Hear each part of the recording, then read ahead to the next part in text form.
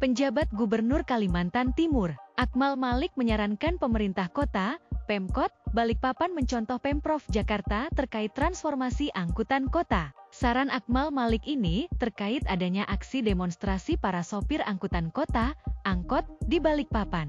Para sopir angkot Balikpapan menggelar demo menolak kehadiran bus Trans City, BCT, pada Rabu, 17/7/2024. Akmal mengingatkan agar setiap kebijakan publik harus dikomunikasikan secara efektif terlebih dahulu. Ia mencontohkan yang dilakukan Pemprov DKI Jakarta dalam transformasi angkot ke bus Trans Jakarta. Sebagai informasi, DKI Jakarta saat itu masih dipimpin oleh Anies Baswedan saat alih transportasi angkutan kota terjadi. Di video dokumentasi Pemprov DKI Jakarta, Anies menceritakan proses awal transformasi angkutan kota di Jakarta. Dimulai dengan pembahasan dan komunikasi dengan pihak-pihak terkait, termasuk para pemilik angkot dan sopir angkot. Bahkan video ini sempat viral, hingga kemudian hadir Jaklingko, sistem transportasi di Jakarta yang terintegrasi baik rute, manajemen, maupun pembayarannya. Kembali ke demo angkot Balikpapan, seperti diketahui,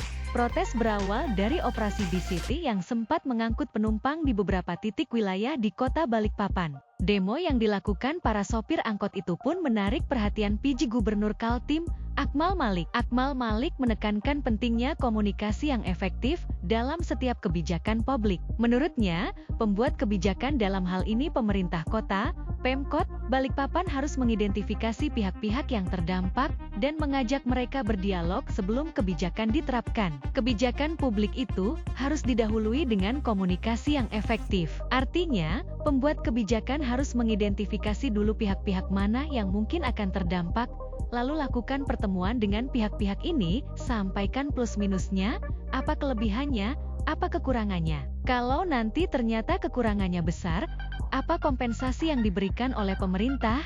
Jelas Akmal Malik saat ditemui Tribun Kaltim .co usai peluncurna UMKM Hybrid Expo 2024 di Atrium Mall BSB Balikpapan, Kamis, 18 Juli 2024, sore. Lebih lanjut Akmal menyoroti pentingnya menyeimbangkan antara dampak positif dan negatif dari kebijakan yang diambil. Ia menegaskan bahwa semua kebijakan pasti berdampak, baik merugikan maupun menguntungkan pihak tertentu. Oleh karena itu, ia menyarankan agar pihak yang terdampak diajak berbicara untuk meminimalisir dampak negatif. Kalau begini, kan artinya berarti ada pihak-pihak yang belum diajak berbicara. Saran saya, ajak berbicara dulu. Kalau kemudian mengganggu piring nasi orang, pendapatannya berkurang, lalu apa kompensasinya? Belajar juga dari DKI Jakarta dulu ketika melakukan transformasi angkot dari bis, itu semua diajak berbicara, tambahnya. Tak hanya itu, Akmal juga mengingatkan bahwa aspek sosial merupakan tantangan terbesar dalam setiap kebijakan. Ia mencontohkan DKI Jakarta, di mana sopir angkot diberi kesempatan untuk mengoperasikan bus sebagai bentuk kompensasi dan solusi atas transformasi tersebut. Bagi saya, saran saya untuk Kota Balikpapan, tolong kembali bertemu dengan semua pihak. Kebijakan yang dibuat harus win-win solution dan tidak ada yang dirugikan. Kalaupun ada yang dirugikan, apa kompensasinya? Contoh seperti DKI, kalau membenahi angkot, sopir angkotnya disuruh bawa bus. Nah, contoh seperti itu. Jadi selalu ada cara untuk menyelesaikan persoalan-persoalan, kuncinya komunikasi.